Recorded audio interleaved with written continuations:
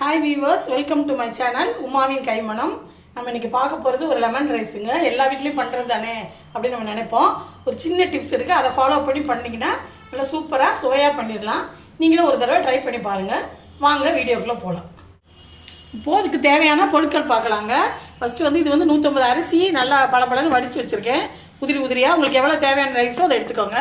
அதுக்கடுத்தது ஒரு எலுமிச்சம்பழத்தை சாறு புழிஞ்சு வச்சுருக்கு. அடுத்தது தேவையான அளவு உப்பு, இது வந்து 1/2 ஸ்பூன் பெருங்காயத்தூள், 1/2 ஸ்பூன் மஞ்சத்தூள், இது நிலக்கடலை பருப்பு ஒரு 4 ஸ்பூன் வறுத்து தொளி எடுத்து வச்சுருக்கேன். இது வந்து கடலைப்பருப்பு தாளிக்கிறதுக்கு, இது வந்து கருவேப்பிலை, பொடியாக நறுக்கின பச்சை மிளகாய். வாங்க எப்படி செய்யலான்னு பார்க்கலாம். இப்போது இந்த வடித்து வச்ச சாதத்தில் நம்ம ஒரு பொருளாக வந்து நடுவில் வந்து சேர்த்துக்கணும்.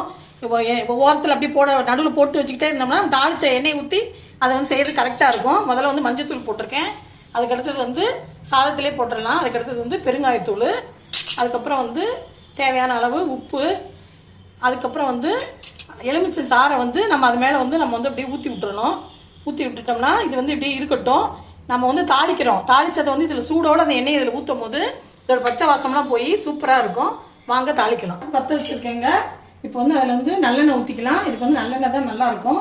கூட கொஞ்சம் நல்ல எண்ணெய் ஊற்றிட்டு அதுக்கப்புறம் கடுகு உளுந்தம்பருப்பு போடலாம். கடுகு உளுந்தம்பருப்பு போட்டிருக்கேன், நல்லா வெடிக்கட்டும். வெடித்த பிறகு நம்ம ஒன்றா போடலாம்.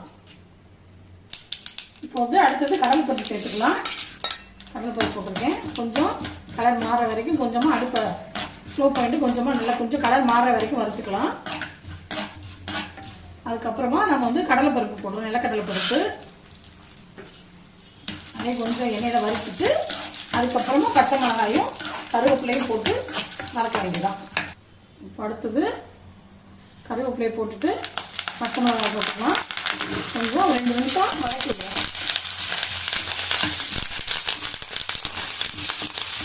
இது வந்து நல்லா சூடோட நம்ம மஞ்சத்தூள்ல போட்டிருக்கோம் இல்லைங்களா, அந்த இடத்துல இந்த தாளிச்ச இதை வந்து அப்படியே அந்த எண்ணெயோட சேர்த்து ஊற்றிட்டு அப்படியே விட்டுருங்க. ஒரு 5 மினிட்ஸ் வந்து அது அப்படியே இருக்கட்டும் சூடோட. அது நல்லா மஞ்சத்தூளோட வாடையெல்லாம் போய் சூப்பராக இருக்கும். அதுக்கப்புறமா கிண்டிக்கலாம்.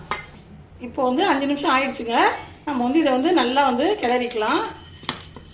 பாருங்க, நல்லா சூப்பராக இருக்கும். இது வந்து நம்ம லெமன் சாதம் வந்து நம்ம வந்து எலுமிச்சம்பழத்தை வந்து நம்ம சட்டியில் கொதிக்க வைக்கிற போது அதோடைய டேஸ்ட் வந்து மாறிடும். இது வந்து இப்படி பண்ணினீங்கன்னா 5 மினிட்ஸ்க்குள்ளே நல்லா சூப்பராக பண்ணிடலாம். இந்த மெத்தடில் வந்து நம்ம வந்து கிண்டினோம்னா கசப்பே தெரியாதுங்க. நல்லா சாதம் வந்து ருசியாக இருக்கும். இப்போது நம்மளோட லெமன் ரைஸ் வந்து ரெடி ஆயிடுச்சுங்க. சாப்பிட்டு பாருங்கள், சூப்பராக இருக்கும். பிடிச்சிருந்ததுன்னா லைக் பண்ணுங்கள், ஷேர் பண்ணுங்கள். தேங்க்யூ.